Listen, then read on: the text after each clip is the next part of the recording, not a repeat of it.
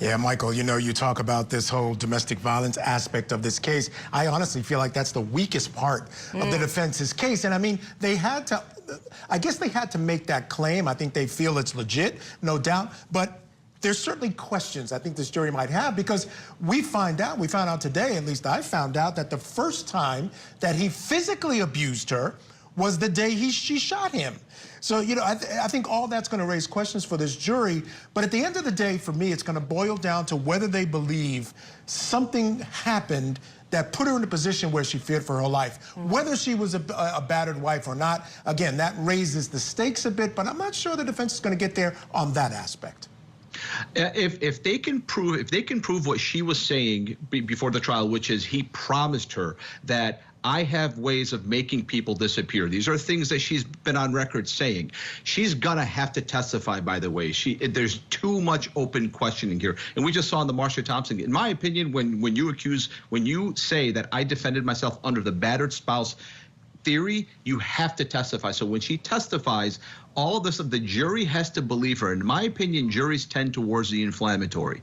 So there's been a lot of inflammatory pretrial things that have happened here. They're going to be introduced into the trial.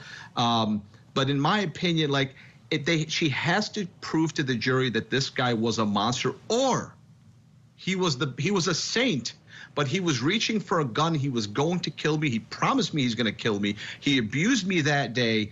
The jury has to find a nexus. We saw in the Marsha Thompson case, it was proven he was laying on a couch, not coming close to her, and they still acquitted her.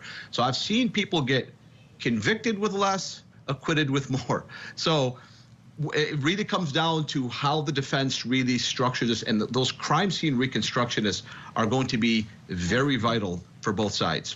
Yeah, and we've already seen there's an issue with where the body was, because it was moved, which is helpful to the defense to that end. And also, I will say this in terms of structuring their defense.